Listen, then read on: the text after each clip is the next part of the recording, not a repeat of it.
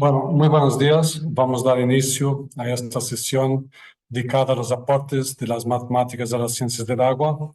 Y esto en el contexto del Día Internacional de las Matemáticas, que se celebra hoy porque históricamente era el Día del Pi, una celebración informal que durante varios años tuvo lugar. Y, bueno, y esto para destacar la importancia de la matemática a distintas partes de nuestras vidas.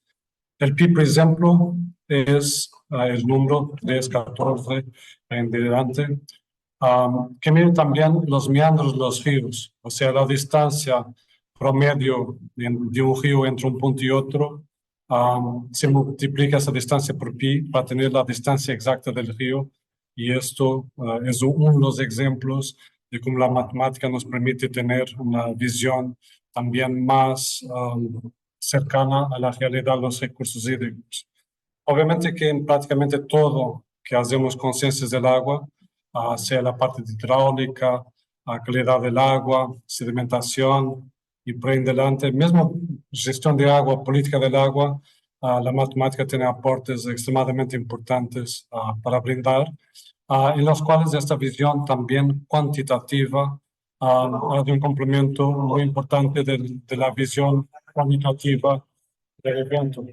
Pido disculpas, el sonido acá no es el mejor. Un segundo. Pero bien, estamos en otro evento, pero no quise dejar de me sumar y agradecer mucho a la Cátedra UNESCO de Hidrología de Superficie de la Universidad de Talca, en particular al profesor Roberto Pizarro, pero también a Francisco Balotti y a Alfredo, porque tomaron para compartir sus perspectivas, y a Camila Tori también por hacer posible este evento en un corto espacio de tiempo.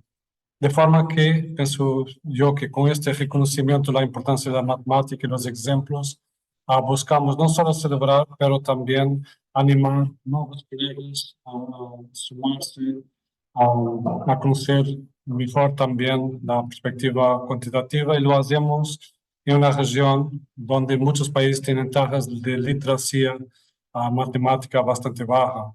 De forma que destacar la importancia, pienso que es un punto clave para animar a este esfuerzo de comprender mejor este lenguaje. Muchísimas gracias a todos y a todos que nos acompañan, y en particular a los ponentes. Bueno, muchas gracias, Miguel, por tus palabras. Damos a todos entonces la bienvenida a este seminario web de aportes de las matemáticas a las ciencias del agua, donde nuestros ponentes estarán respondiendo a la pregunta de cómo ayudan las matemáticas a solucionar los desafíos de los recursos hídricos.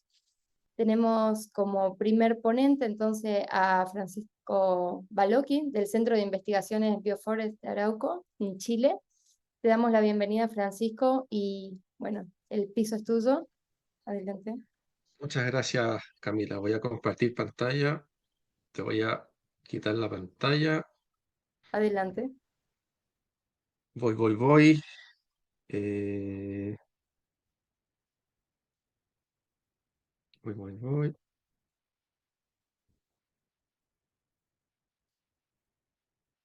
Y aquí me dice si se ve en pantalla completa. ¿Sí? Sí, lo vemos. Sí, pantalla completa. Pantalla completa. Ya, perfecto.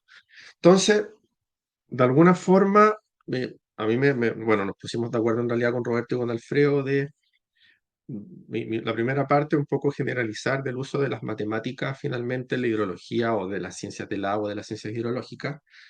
Y dado la pregunta también que nos hicieron para poder armar este webinar, yo le pregunté a nada más y nada menos que a ChatGPT, le hice la pregunta y le dije que me respondieran una imagen, y esa es la imagen que están viendo ahora a la derecha, que evidentemente se generó con DALI, en donde, si se fijan, todos los flujos o todo lo que finalmente gobierna de alguna forma el ciclo hidrológico, cómo se mueve el agua en un río, cómo se mueve el agua en el suelo, cómo se transporta el agua en las plantas, finalmente está gobernado por algún tipo de ecuación, fórmula, algoritmo. Entonces aquí de alguna forma quería mostrarles cómo se vería representado en un sistema sencillo, de alguna forma, aunque no se ve tan sencillo, algunas ecuaciones bien a grandes rasgos, ecuación de continuidad, por ahí está Darcy escondido para flujos en un medio poroso,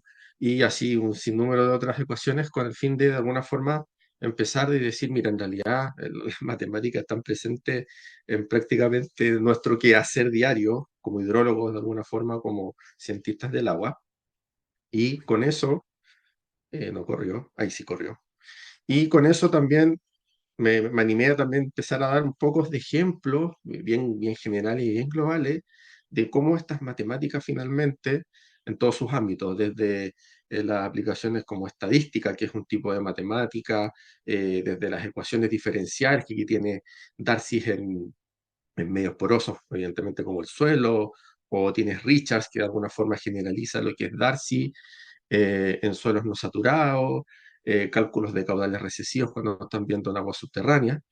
Tienes también el gran papel que ha tenido la estadística en general en casi todas las ciencias, es tu forma de poder verificar si tus modelos o tus cálculos eh, eh, están buenos de alguna forma, cuál es su performance dentro de un estado.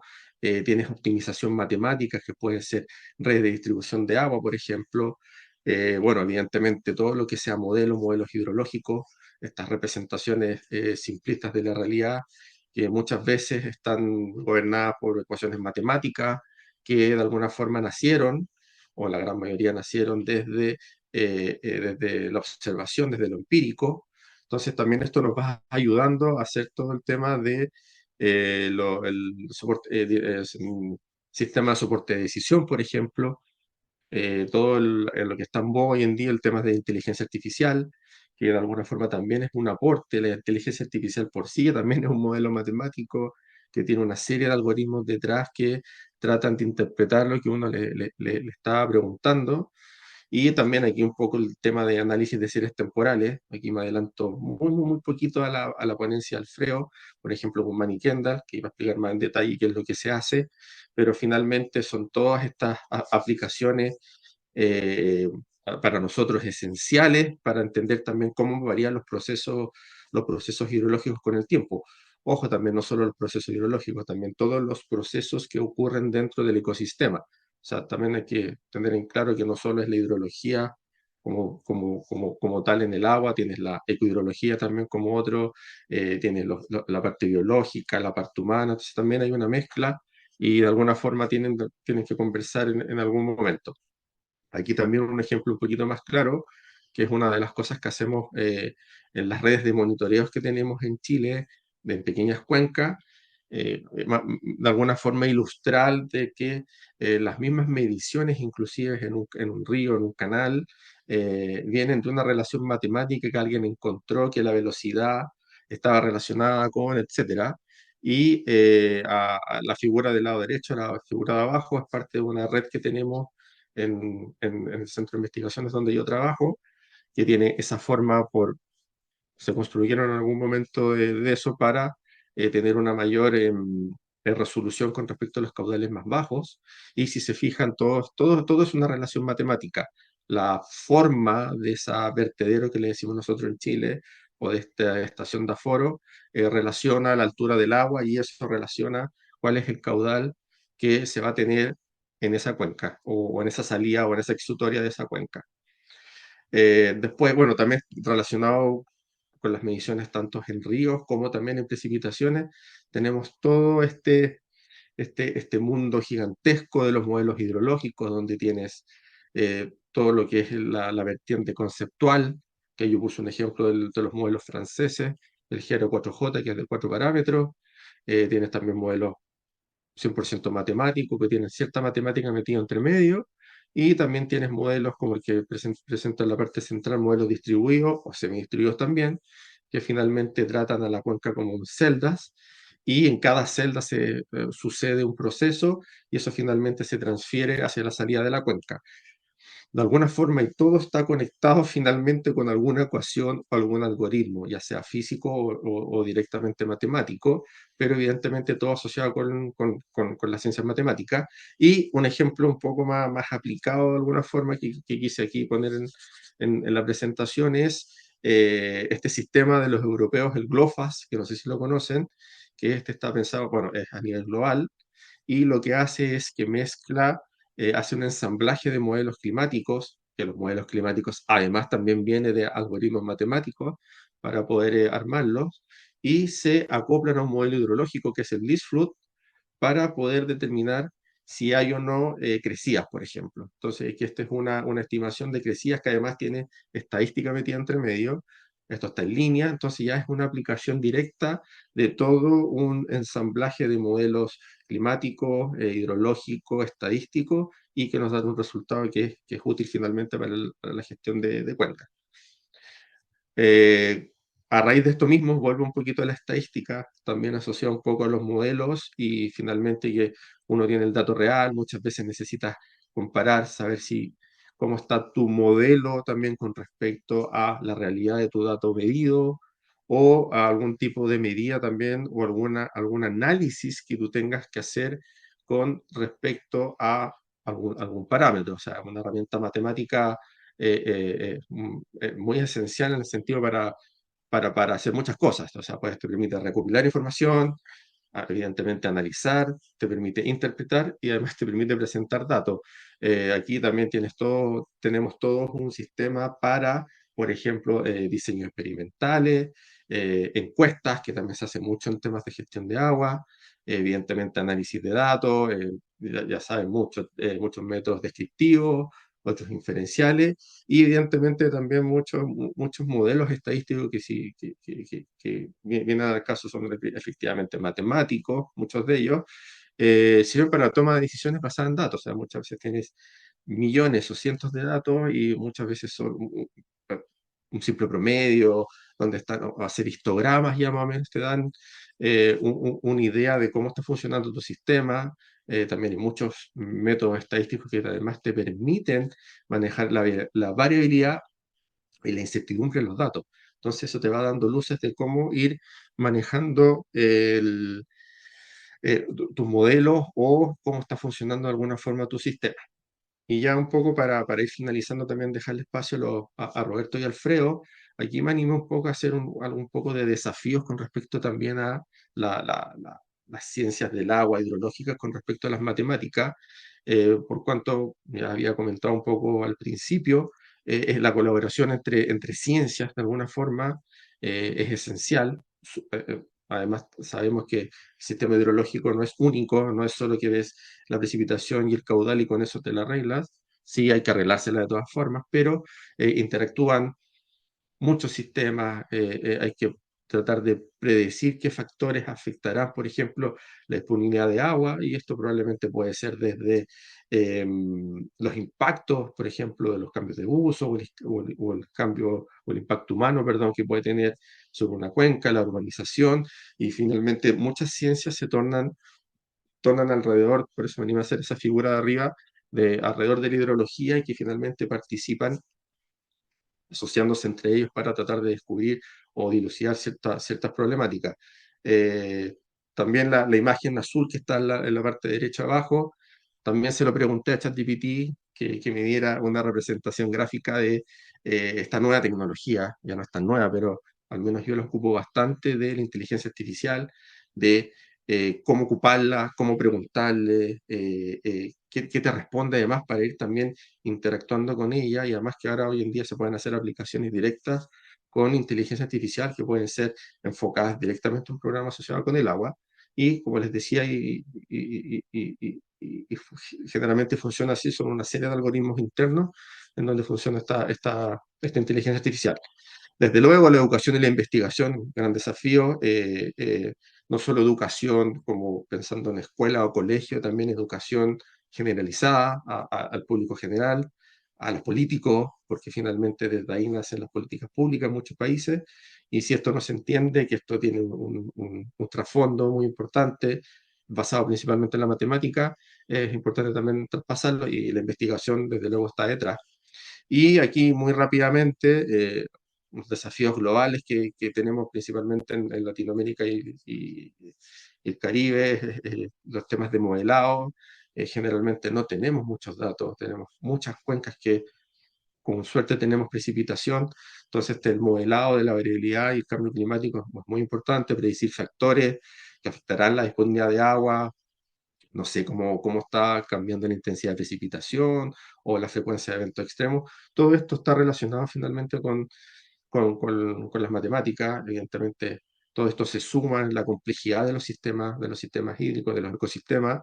Y aquí, evidentemente, en la colaboración entre todos, volveríamos un poco a los datos insuficientes y muchas veces son de baja calidad, por lo tanto, también nuevas tecnologías, o no tan nuevas, sino el uso o los mejoramientos de tecnologías que se usan actualmente, por ejemplo, los sensores remotos, para hacer este tipo de análisis son bastante importantes, porque de nuevo, generalmente todo se basa en algoritmos, y los algoritmos son finalmente una matemática que trata de explicar el fenómeno de una forma que finalmente todos las podamos aplicar. Y finalmente, yo creo que el gran desafío que tenemos hoy en día es, que ya más o menos algo lo había mencionado en la educación, es cómo traspasar y cómo hacer que esto también sea entendible y se pueda traducir en un idioma o en un lenguaje de que pueda ser traducido finalmente algo tan tangible que podría ser una política pública dentro de un país con respecto a la gestión del agua, a la gestión de una cuenca particular que la comparten muchos usuarios, un embalse que tiene diferentes problemas y eh, diferentes asociaciones también con los usuarios que tiene ese sistema. Por lo tanto, ahí quería un poco finalizar lo mío más que nada desde un barniz muy general del rol de las matemáticas que tiene y que ha tenido la hidrología, y también un poco de los desafíos que se debiesen tener en el futuro. Así que muchas gracias. Muchísimas gracias, Francisco. Muy interesante. Gracias por la presentación, muy buenas las imágenes también creadas con ChatGPT. Damos paso ahora entonces a Alfredo Ibáñez Córdoba, que él es investigador de la Cátedra UNESCO en Hidrología de Superficie, Centro de Investigación CENAMAT PUC de ANIT. Alfredo, ¿estás ahí? Sí, ahí te veo. Bueno, bienvenido. Hola, muchas gracias, Camila. Voy a compartir pantalla.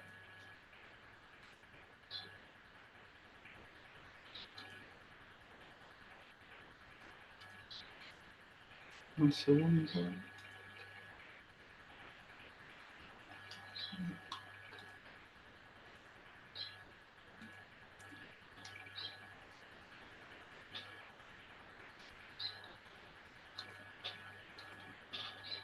¿Se ve?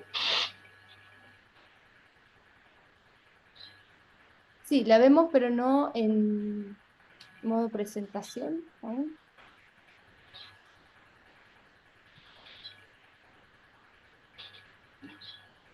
Hola a todos y a todas. Yo voy a dar una pequeña explicación del análisis de tendencia y análisis de frecuencia de los datos hidrológicos. En general, todos hemos escuchado que las precipitaciones están decayendo, las temperaturas están aumentando, está variando la altitud de la isoterma cero. Todo eso son cambios en la tendencia de la variable hidrológica. Pero lo importante es saber, ¿la tasa está variando de forma significativa? ¿Cuál es el sentido que tiene la tendencia? Para esto podemos utilizar la estadística hidrológica. Una de las pruebas más utilizadas para conocer los cambios de la tendencia es la prueba de Mann-Kendall. Pero Perdón, la Alfredo, tendencia... no sé si Sí, estás cambiando los slides, no lo vemos. ¿se pegó? Estamos viendo todavía el primer slide. No está en modo de presentación. Sí, estoy en una presentación, estoy cambiando las diapos y a mí se me cambiaban. Déjeme Mira, ahí quizás. probar de nuevo. Sí, eso. Déjeme probar de nuevo que se me iba cambiando a mí las diapositivas, pero... A ver...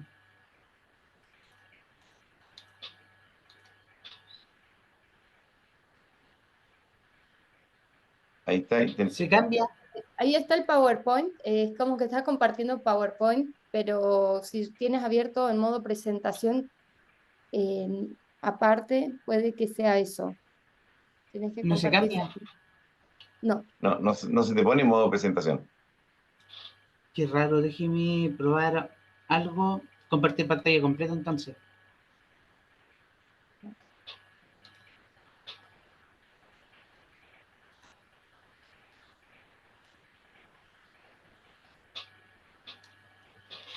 ¿Ahora cambia? Ahí sí, Sí, ahí sí. Ya. Entonces, ya voy a empezar una... Bueno, las variables meteorológicas varían en el tiempo. Tienen cambios que son esperados y cambios que están fuera de lo esperado. Para poder entender acaso estos cambios están dentro del rango normal, se utilizan las pruebas de tendencia. Una tendencia se puede entender como un cambio sostenido en el tiempo, que se aleja de la variación esperada. Aquí hay una imagen de la variación del delta temperatura del hemisferio sur comparado con la temperatura normal de los años 50 al 80. Se aprecia claramente que la temperatura está creciendo de forma sostenida y significativa. Asimismo, las tendencias tienen estacionalidad, es decir, que hay variaciones que ocurren dependiendo del tiempo. Por ejemplo, en Chile la búsqueda de helados aumenta en el periodo estival y disminuye en el periodo invernal, y eso se aprecia como las pics y valles de la tendencia.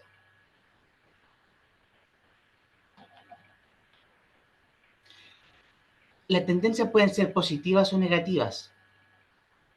Una tendencia positiva es una tendencia que va creciendo a medida que pasa el tiempo, y una negativa va disminuyendo cuando va pasando el tiempo. Aquí presento dos ejemplos donde se ve que existe un ruido, pero el cambio es sostenido.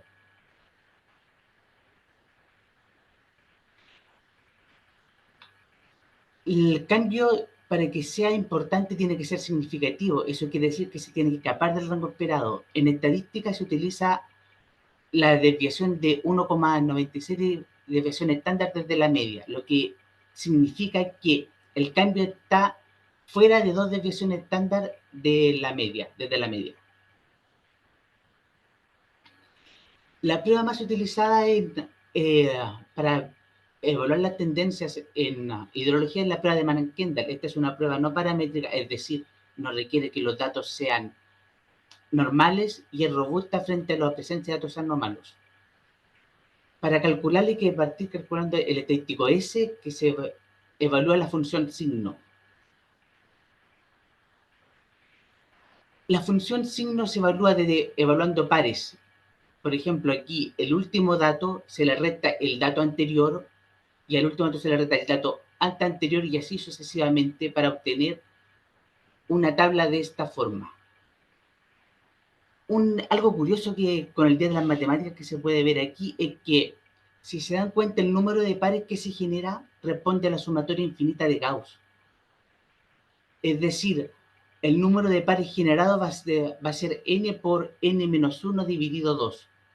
A medida que crece el n, el número de pares que se va a generar va a ir aumentando considerablemente y por lo mismo esta prueba requiere un alto poder computacional al calcularla. El siguiente estadístico es la varianza de Mann-Kendall. Esta estadística se genera evaluando esta fórmula que es similar y corrige por el número de pares. Los datos hidrológicos tienen datos repetidos. Por ejemplo, un mes tiene un caudal, el siguiente tiene el mismo caudal, o por la redondeo del mismo. La varianza de Mann-Kendall corrige esto generando números de pares de corrección. Aquí hay un ejemplo de cómo se calcula y cómo se evalúa. El último cálculo es el estadístico Z. Este te dice la dirección de la tendencia y si esta es significativa, es decir, si se escapa del rango esperado. Para los cálculos que nosotros utilizamos normalmente, utilizamos 1,96 desviación estándar. Es decir, si el dato es menor a menos 1,96, la tendencia es significativa y negativa, y si es mayor a 1,96, es significativa y positiva. El problema de la prueba Mann-Kendall por sí sola es que te dice si la tendencia es significativa, te da la dirección, pero no te dice cuál es la tasa de cambio. Tú no sabes cuánto está variando cada año solamente con la prueba de Mann-Kendall. Y para eso se utiliza el estadístico de Sen. Esto nos va a dar la tasa de cambio por año. Su cálculo es muy similar al de Mann-Kendall, solo que te divide por la cantidad de años. Quiero mostrar aquí un pequeño ejemplo práctico con 5 datos. Y se realiza el cálculo de la prueba de Mann-Kendall. Aquí se está evaluando la función signo. Si el resultado de la función signo es positivo, se coloca 1. Si es 0, es 0. Y si es negativo, se debe dar valor menos 1. La suma de todos estos datos te da el valor del estadístico S. En este caso, menos 5, evaluamos la varianza y dividimos. Nos da un valor de menos 1,01, es decir, la tendencia es negativa, pero no es significativa dado que es mayor a menos 1,96. La pendiente de descent se calcula de una forma similar. Aplicamos la fórmula, calculamos los retos y calculamos la mediana de todas estas pendientes, porque cada uno de estos valores en los campos y filas es una pendiente calculada. La mediana de esta tabla equivale a la pendiente de descent. En este caso es menos 0,2. Si la comparamos con la pendiente de la regresión lineal es menos 0,3. Entonces, la regresión lineal se utiliza para evaluar pendientes. Se utilizó mucho tiempo para evaluar pendientes, pero tiene un problema. Al minimizar las áreas residuales, es altamente afectada por los valores anómalos, es decir, se corre. La prueba de Mann-Kendall es resistente y robusta frente a los valores anómalos, pero su cálculo computacional era más complejo. Para la temperatura de la ciudad de Curicó, evalué ambas pendientes y se aprecia que los valores anómalos de la temperatura están corriendo la línea de la regresión lineal. Es más elevada. Y por eso no es una técnica apropiada para evaluar funciones hidrológicas. Cualquier valor anómalo va a hacer que se mueva. La prueba Mann-Kendall además tiene variaciones. Cuando hay un efecto estacional, como en el caso de los helados, se puede utilizar la acción Kendall, la que corrige ese efecto. Cuando tú tienes un bloque de estaciones, por ejemplo, un clúster en la zona cordillerana, uno en el valle y otro en la zona costera, puedes corregir para eso con la prueba regional Kendall. Y cuando quieres, hay un detalle, cuando uno evalúa las series temporales, generalmente evalúa el máximo, mínimo, promedio. Pero hay casos en los que uno quiere evaluar los cuantiles. ¿Cómo varía el cuantil de la función en el tiempo? Existe una prueba diseñada por el USGS que se llama cuantil Kendall, que permite evaluar este cambio en los cuantiles. Aquí lo apliqué para la cuenca del H. Bueno.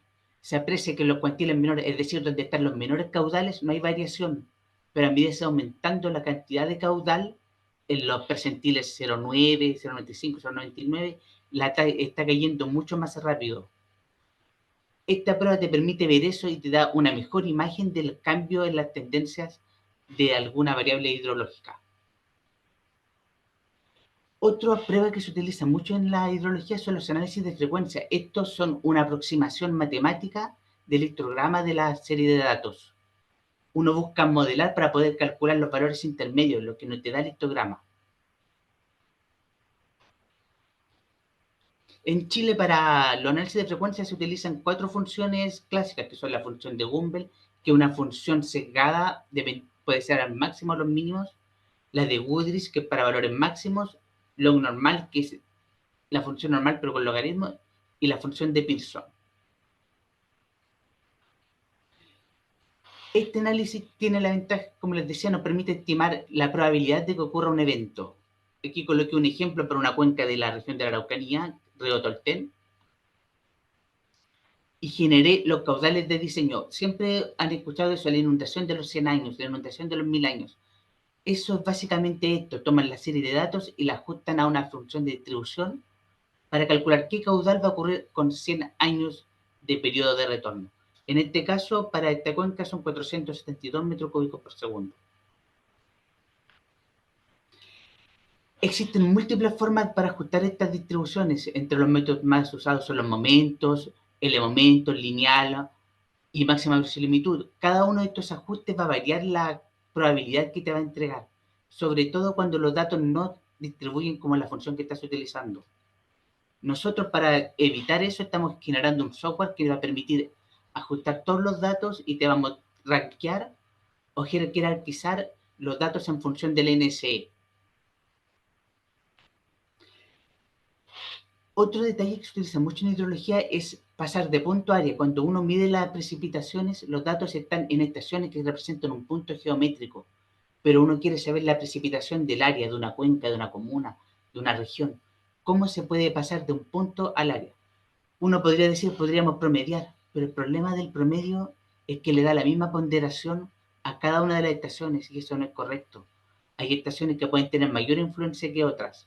Una forma de resolver esto es mediante la geometría llevando la zona a polígonos de Voronoi. Cada uno de estos polígonos que se ven aquí representa el área de la influencia de la estación, y con un promedio ponderado puedes obtener un valor más representativo de la cuenca. Una forma más moderna de hacerlo es rasterizando la información. Esta forma básicamente transforma los puntos en un raster. Cada píxel tiene un valor calculado en función de la distancia de las estaciones. Esta técnica tiene la virtud que te permite obtener las precipitaciones de cada zona dentro del área, pero la desventaja es que si la red es muy poco densa, los datos van a ser incorrectos. Básicamente, estas son las técnicas más utilizadas para análisis de datos hidrológicos en cuencas. Muchas gracias por darme la oportunidad de mostrar estas técnicas. Existen unas múltiples técnicas más avanzadas, como las que mencionó Francisco, aplicación de inteligencia artificial, modelación, entre otras, pero todas esencialmente buscan hacer lo mismo que estas técnicas de forma más avanzadas. Muchas gracias. Muchísimas gracias a ti, Alfredo. Muchas gracias por compartirnos todo este trabajo que has realizado. Damos ahora la bienvenida a Roberto Pizarro, director de la Cátedra UNESCO de Hidrología de Superficie. Ok, muchas gracias, Camila. Voy a intentar compartir. Sí, sí.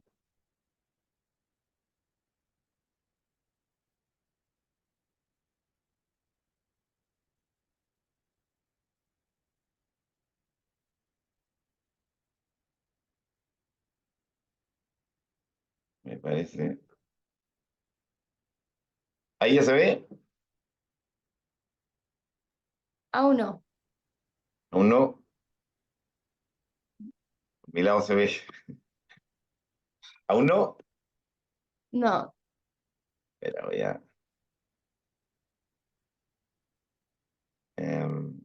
a intentar de nuevo, ¿vale? ¿Eh?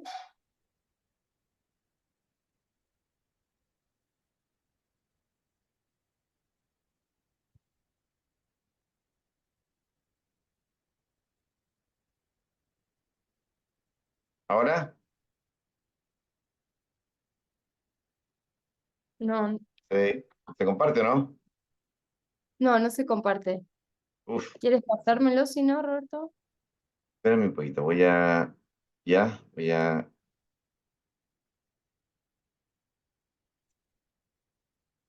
dejar de compartir de nuevo. Voy a intentar de nuevo, ya. Déjame, si no te lo mando a ti.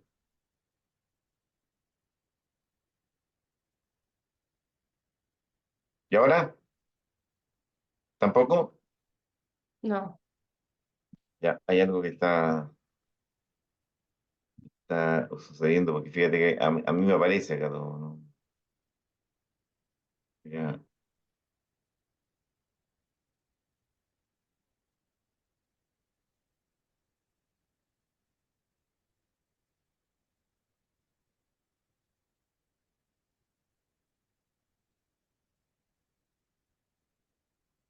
Ahí estoy compartiendo. Ahora sí. Ahí No lo sí, ya, vemos ahí ahora compartió. Perfecto, perfecto. no. Ok. Adelante. Bueno, parece que estábamos con problemas acá en la Universidad de Talca. Ok. Bueno, muchas gracias por la invitación. En realidad, lo que nos invitaron en su momento era ver cómo podíamos analizar el aporte a las matemáticas, a la ciencia del agua, a la hidrología. Y en general la hidrología también se conoce como ingeniería hidrológica, entonces es casi una pregunta que uno diría casi de perogrullo, pero evidentemente que hay que tratar de explicar esto.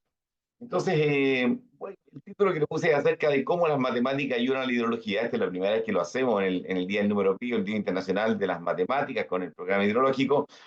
Y viendo las presentaciones de mis colegas, quizás yo debía haber ido al inicio porque ellos han hecho una presentación muy, muy estupenda y específica de las aplicaciones. Yo primero voy a partir por lo que es el ciclo hidrológico. Cuando hablamos del ciclo hidrológico, estamos hablando de toda la circulación del agua por la superficie de la Tierra y también por lo que son los acuíferos. Entonces nosotros tenemos un ciclo donde está lloviendo, se está aportando agua, en forma de nieve, en forma de líquida o hielos.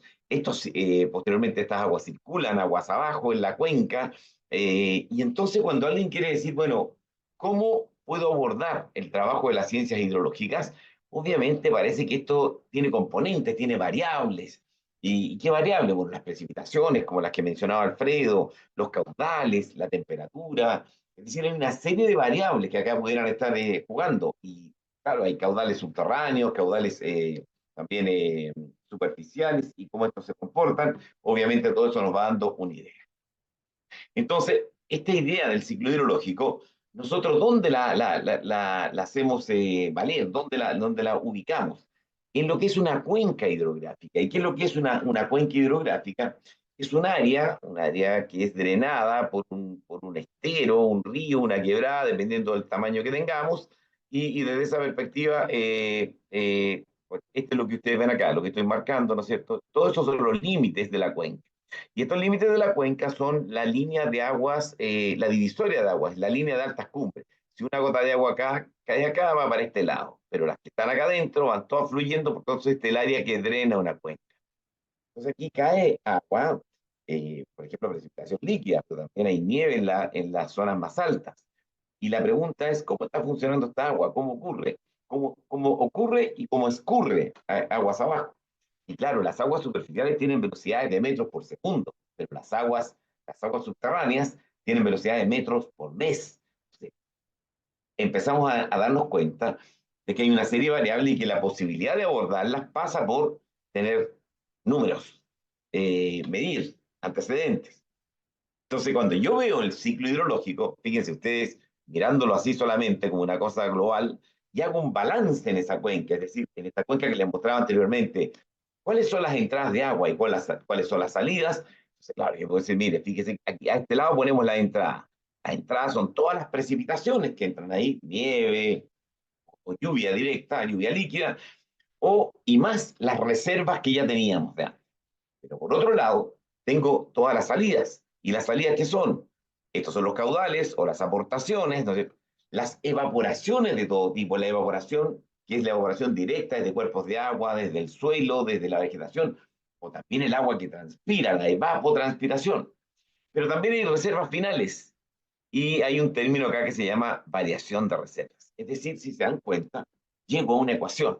Y una ecuación es una igualdad. Cada uno de los componentes de esta ecuación debe ser medido.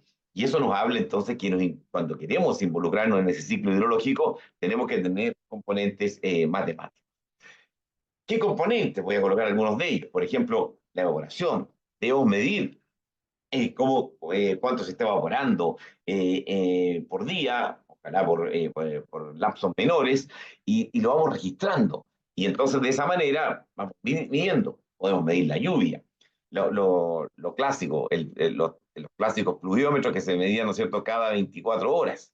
Después pasamos a los pluviógrafos, que estos eran continuos, con unas bandas, y ahora tenemos los pluviógrafos de cazoleta digitales.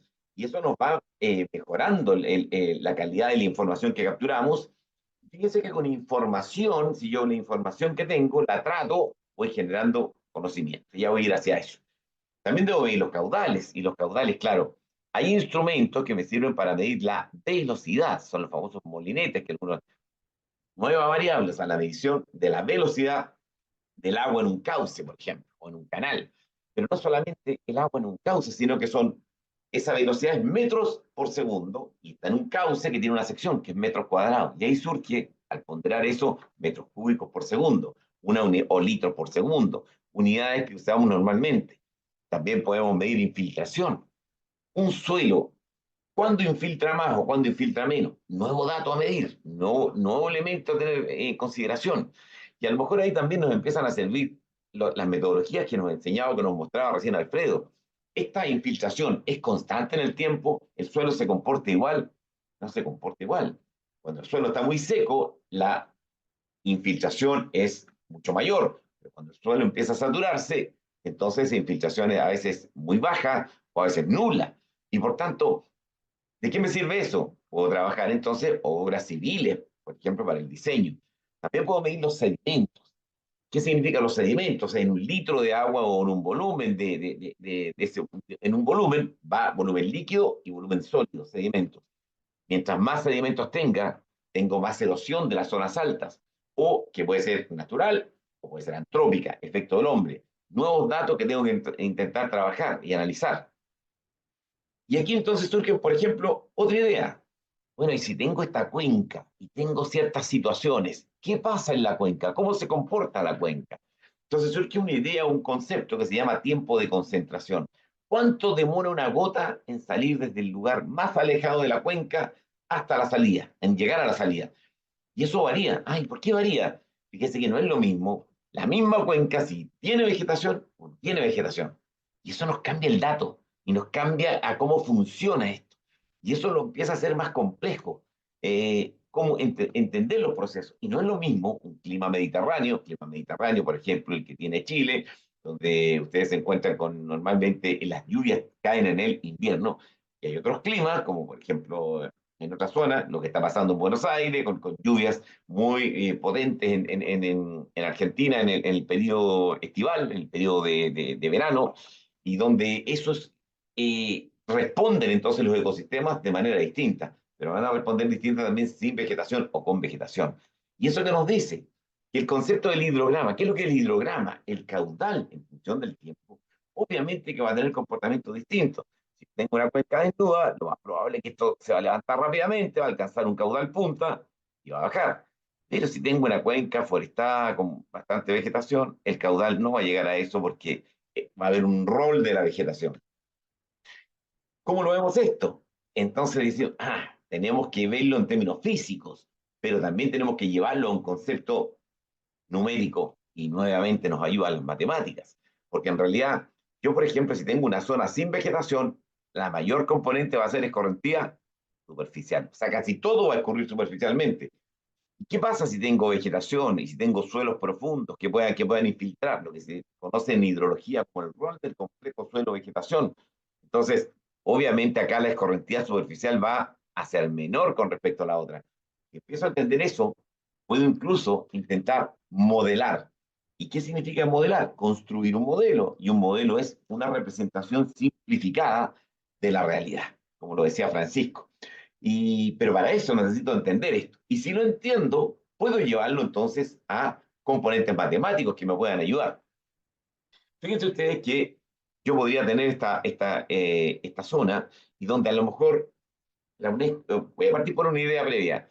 La UNESCO nos ha planteado muchas veces la necesidad de establecer soluciones basadas en la naturaleza.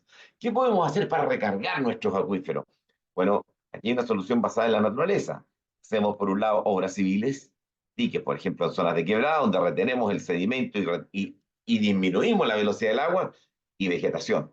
Y esta vegetación, entonces, estas se llaman biotecnias y estas se llaman hidrotecnias, y por tanto, en ese conjunto virtuoso, podemos empezar a disminuir los caudales superficiales y a propiciar la recarga del acuífero. Pero eso necesita medidas. Y las medidas después tenemos que establecerlas en algún modelo que nos permita decir, sí, estamos avanzando de esta u otra forma. Otro ejemplo, esto es de Chile, donde zanjas de infiltración, otra hidrotecnia, ¿sí?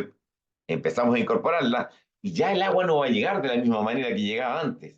Solución basada en la naturaleza, más vegetación. Entonces lo que estamos haciendo ahí es propiciando la recarga de nuestros acuíferos.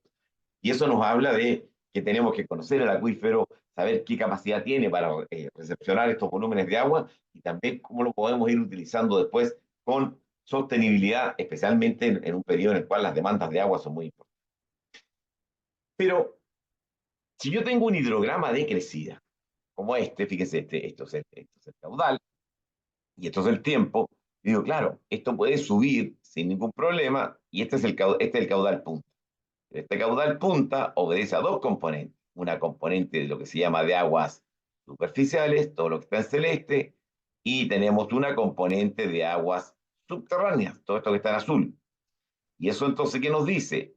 Que, claro, cuando está circulando el agua, circulan los dos, especialmente si hay una crecida, especialmente si hay precipitaciones importantes, especialmente si hay de hielo. Pero desde este punto en adelante, desde este punto en adelante, solo circularán aguas almacenadas previamente en la cuenca. Tengo un concepto. Y ese concepto, entonces, lo establezco, puedo llevarlo a un concepto matemático. ¿Por qué? Porque tengo que buscar un punto a partir del cual, este punto C que está acá, de ahí en adelante solamente fluirán aguas almacenadas previamente. ¿Cuáles? Las que estaban en el acuífero. Si están en el acuífero, tengo que modelarlas. Y ahí nuevamente nos ayudan las matemáticas, porque esta modelación nos dirá que la pendiente o la variación del caudal con respecto al tiempo va a ser negativa. Es decir, de ahí en adelante, la cuenca, a no ser que le lleguen nuevas lluvias, va a empezar a disminuir su caudal porque empieza a gastar sus reservas. Y si eso lo hacemos en el tiempo, podríamos llegar a alguna expresión. Coloco algunos ejemplos donde se puede calcular con distintos modelos, pero podríamos llegar a algún ejemplo a través del cual establecer qué volumen de agua tenemos almacenado, y eso nos da una ventaja en términos de la gestión del agua. ¿Y quién acude? Las matemáticas. Ahora, a partir de las integrales. ¿Qué son las integrales? Me calculan el área bajo la curva. Si este era el punto, a partir del cual solamente surgían las aguas subterráneas, de aquí en adelante, todo, si yo integro esto o calculo el área bajo la curva hasta infinito, o sea, nunca más vuelve a llover, entonces estoy de alguna manera hasta infinito, estoy de alguna manera diciendo, este es el volumen almacenado en esa cuenca. Esta es una estimación por defecto, una estimación que subestima, porque hay aguas que salen al mar, que no aparecen quizá en esta sección de control, pero me dan una primera aproximación para yo poder decir, estos son los volúmenes almacenados.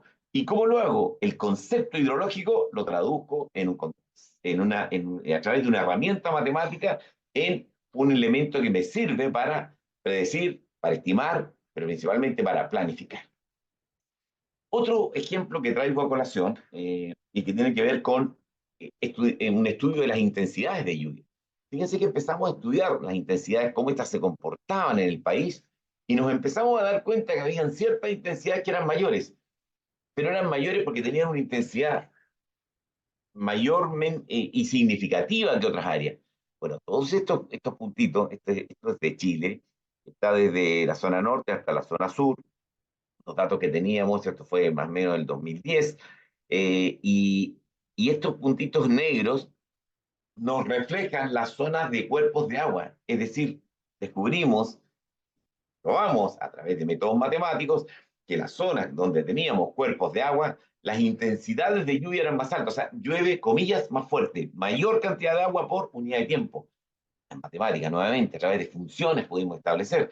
Y entonces eso nos fue ayudando a entender cómo funcionaba el país y que la zona centro-sur eran las intensidades más altas no eran donde a veces llovía más. Fíjense que llegamos a un cuadro que es muy interesante, quiero mostrarles, donde distintas zonas climáticas tienen similares intensidades. Entonces, por ejemplo, puedo mostrarles la zona de acá no sé, de Atacama, que tiene, fíjense, esto estamos hablando para que se ubiquen unos 700 kilómetros al norte de Santiago, de la capital. Entonces teníamos una precipitación media anual ahí de 43, 44 milímetros, eso es lo que llueve, está lloviendo cada vez menos. Pero ¿saben cuál era la máxima intensidad para un periodo de retorno de 100 años en milímetros por hora? 19,62, es decir, 20. Y si me vengo a una zona, por ejemplo, como el Maule, donde está ubicada la Universidad de Talca, y en una zona donde llueve, fíjense, 673, miren la diferencia, 43,9 contra 673, aquí también son 20 milímetros por hora. A través de las matemáticas y el uso de las funciones, podemos detectar que los montos de lluvia son una cosa, y pueden tener diferencias, como se ve ahí, de más de 10 veces, más de 15 veces.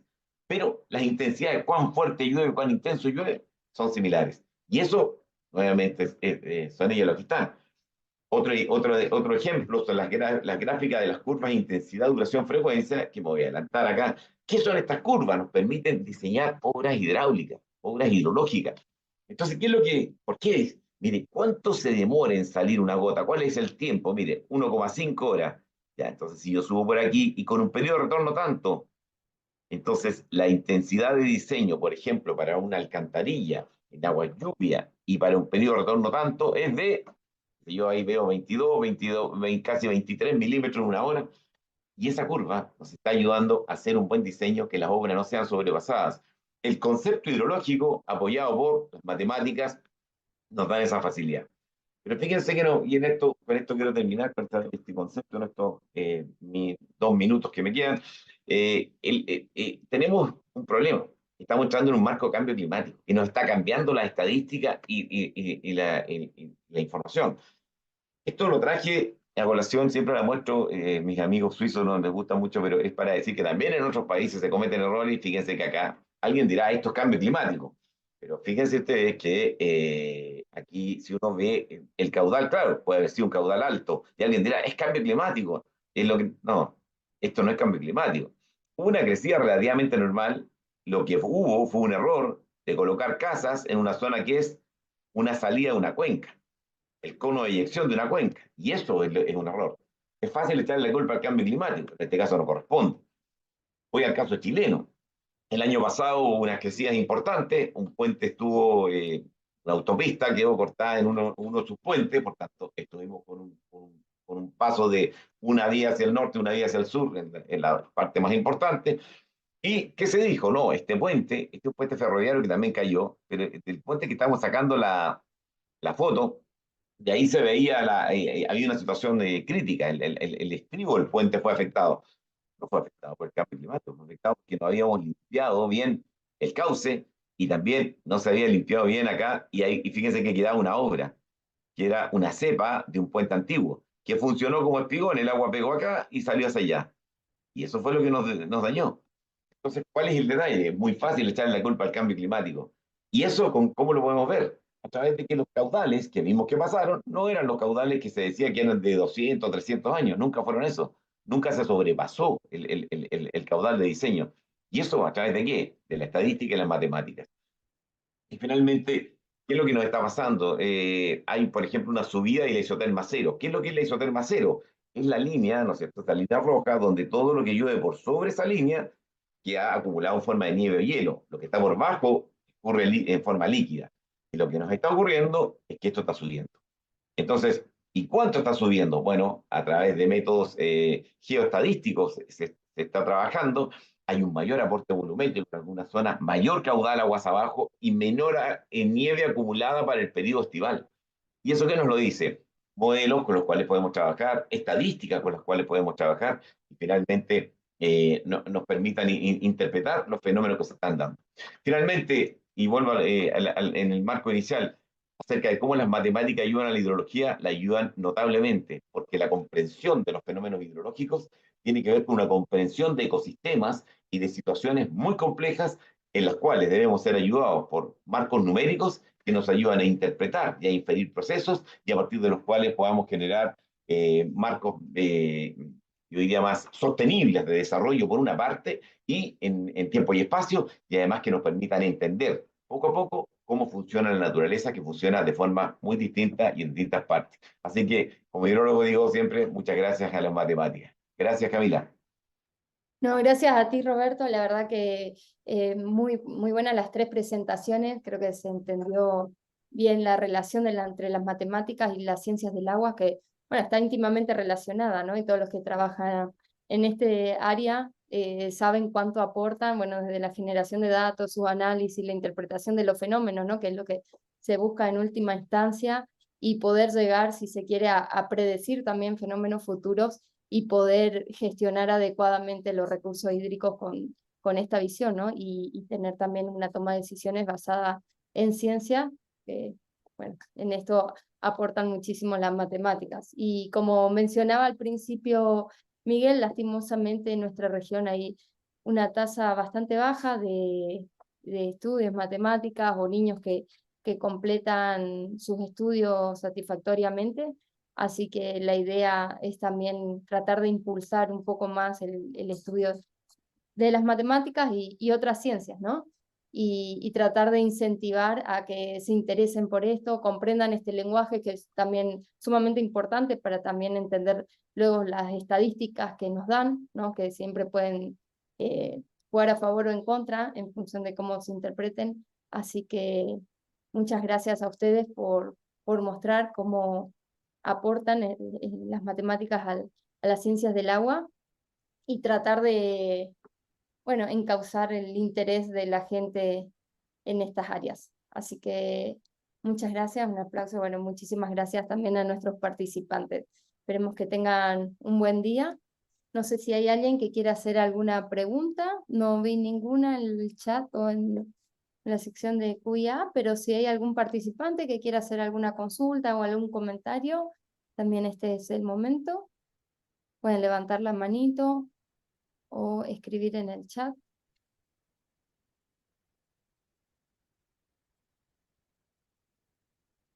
Bueno, los tenemos un poco tímidos hoy. En todo caso, por lo menos quedaron nuestros correos y si hay consulta también puede ser a partir de eso. Yo entiendo que después esta presentación la pueden subir, ¿no? Se pueden dejar disponible. Sí, ya vamos a dejar disponible. A ver, ahí tengo. Bueno, de Claudia Sangüesa, ¿cuál es el desafío hoy en relación a hidrología y los datos? ¿Dónde usted, profesor Baloqui?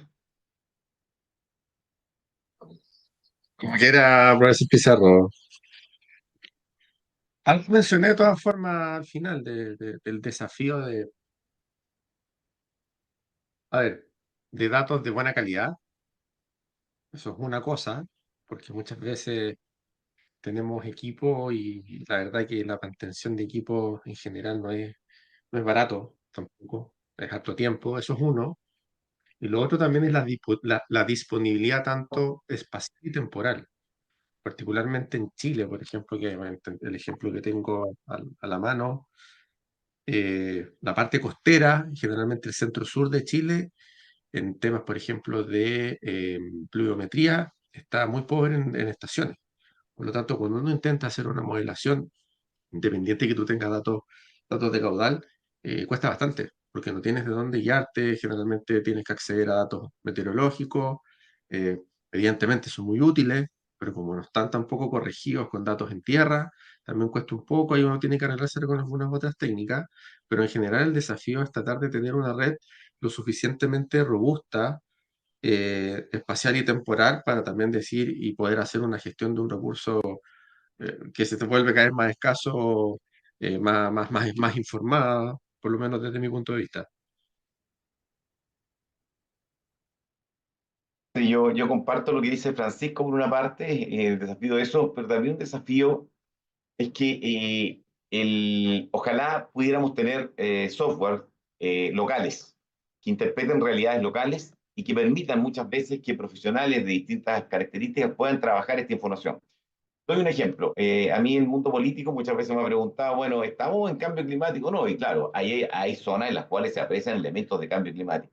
Eso debería estar disponible quizá en un software donde se incorpore la información y el mundo político que toma las decisiones, saber si hay un marco de cambio climático importante o hay un cambio significativo, que es lo que hablaba Alfredo, que sea rápido, no que tengamos que estar pensándolo tanto. Existen los elementos para eso, la misma inteligencia artificial, existen las capacidades. Entonces, si se fomentase de esa manera, podríamos tener no solamente la obtención de los datos, con lo que concuerdo plenamente con Francisco, datos de calidad, sino el procesamiento de los mismos en forma rápida, y eso se pone a disposición de los gestores para que las políticas públicas puedan ser llevadas a cabo. Eso yo creo que también es un punto que se echa de menos. Buenísimo. No sé, Alfredo, si quieres agregar algo también. Sí, yo concuerdo con las acepciones del profesor Roberto y Francisco, pero creo que existe algo que está faltando. Cuando se habla de cambio climático, se habla de aumento de la temperatura, siempre se habla del valor promedio, nunca se muestra el intervalo en el que están oscilando, por lo que uno no sabe acaso las estimaciones son correctas o no. En cualquier ciencia se entrega la media masa de desviación, estando algún parámetro de desviación, para ver acaso ese cambio es significativo. Ahora existen muy pocas estaciones, Francisco tiene razón, están concentradas en el Valle Central. Si uno quiere ver las precipitaciones de la zona alta de la cordillera, es imposible, sin llegar a modelación. Pero yo creo que la brecha va a escaparse un poco de lo que se habla cuando se viene una mega sequía. ¿Qué tipo de mega sequía se está hablando ahí? Se habla de una mega sequía en la parte agrícola, una mega sequía en la parte forestal, una disminución sostenida de las precipitaciones. Existen muchas formas de evaluar aquí la que es la mega sequía y al final eso crea ruido que la gente no está comprendiendo cómo les va a afectar a ellos.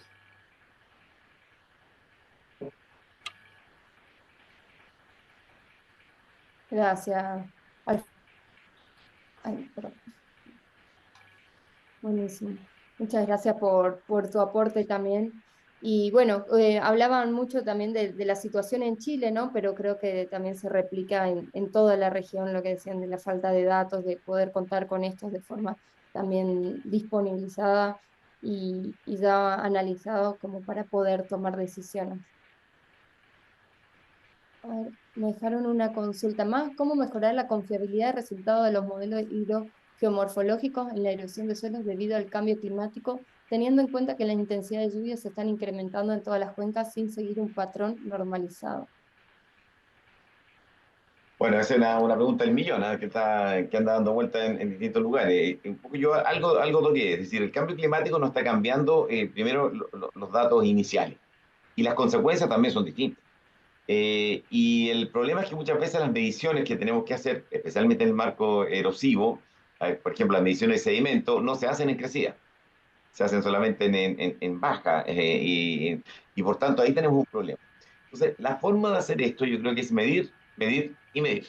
Y eso significa inclusive colocar a observadores, que los mismos usuarios, los mismos ciudadanos en redes pudieran estar midiendo. Voy a dar un ejemplo, porque alguien dice, no, eso parece un eslogan, no. El profesor Patricio Saituno, un destacado climatólogo en Chile, está trabajando con lo que se llaman pluviógrafos vecinales, es decir, trabaja con vecinos. ¿De qué ciudad? De Santiago. Entonces tiene instalado alrededor de 300 pluviómetros simples en distintos lugares que le envían la información. Y él se está dando cuenta que las lluvias, claro, un dato que nos entrega la Dirección Meteorológica del caso chileno, o en otros casos pasa similar. Lo mismo la lluvia que entrega el Servicio Meteorológico para Lima, para Buenos Aires, para Bogotá o para otras ciudades, a lo que realmente ocurre en esa ciudad. Entonces, medir significa inclusive incorporar a los ciudadanos en este proceso, a las empresas en este proceso, a las instituciones, porque es una forma importante de saber qué es lo que está ocurriendo y a partir de esos datos podemos transformarlos a través de distintos métodos, en conocimiento. Y con conocimiento adecuado, las políticas públicas tienen sostenibilidad, porque a veces hacemos políticas públicas en función de un dato y ahí vienen los problemas. Así que yo sugeriría que va por ahí y lo mismo pasa en el caso de los sedimentos. Muchas gracias, Roberto. Sí, ahí ya incluimos también el concepto de participación ciudadana, ¿no? Y de poder extender las mediciones y tener otras fuentes de datos, ¿no? Bueno, para no extendernos más, dejamos aquí. Le agradecemos muchísimo a nuestros panelistas haber participado hoy y habernos dado esta visión de cómo aportan las matemáticas a los recursos hídricos y a su gestión, sobre todo.